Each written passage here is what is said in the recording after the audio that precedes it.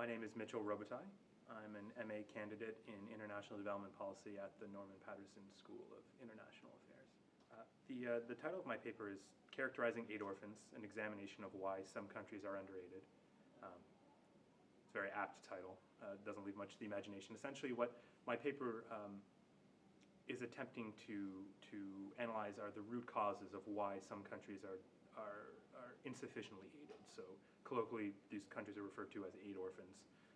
My paper attempts to analyze country characteristics to determine if there's a pattern amongst aid orphan countries in their characteristics that make them either unsuitable or unattractive recipients of development assistance in the eyes of donors. The characteristics that I've examined are drawn from the large existing literature on donor behavior. So institutions and policies, governance, population size, per capita wealth, presence of conflict, geopolitical ties, so colonial ties, and commercial interests, specifically import levels. And the hypotheses that I have drawn in this paper are essentially the reverse application of the findings in the literature about what drives donor behavior. So if the literature indicates, for example, for institutions that generally speaking, donors are more likely to donate significant amounts of aid to countries that have strong institutions and policies, my hypothesis for institutions is the reverse of that. So these aid orphans, in not receiving sufficient aid, do they then have relatively weaker policies and institutions?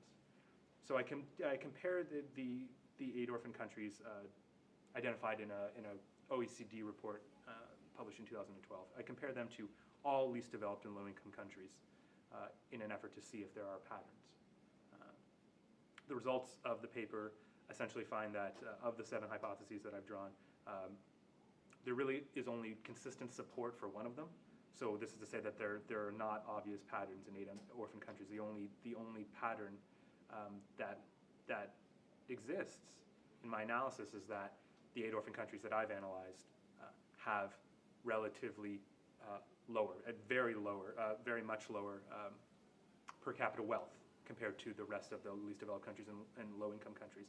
And I think that's particularly interesting because it provides support to this theory of middle-income bias, or that the relationship between aid and per capita wealth is not linear.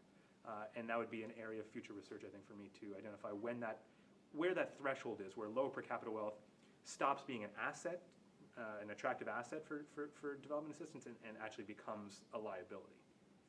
In terms of policy implications, the results of what I found indicate that there aren't real consistent patterns among aid orphan countries. So that from a policy perspective, that removes any kind of low-hanging fruit.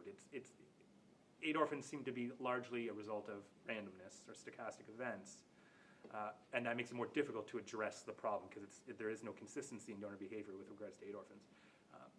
I think what needs to be done is, in the greater discussion of aid effectiveness, aid coordination is a major policy plank. It's been a major discussion in the Paris Declaration of Aid Effectiveness and the Accra Agenda for Action. And I think continuing discussions about reducing donor fragmentation in countries will help to reduce the possibility of countries falling through the cracks. If there's greater coordination and discussion about where aid dollars are going, I think that can help to rectify the situation of aid orphan countries. And an area, and this is part of a larger debate, but I think an area of where this could come into play is the debate between bilateral versus multilateral aid. Bilateral aid obviously has its merits, and there are a variety of reasons of why countries pursue greater amounts of bilateral aid. But in doing so, it can create the situation where donors are trying to be involved in as many countries as possible, proliferating the fragmentation. Perhaps we need to pursue a strategy more of coordination through multilateral aid, so a return to multilateralism in development assistance.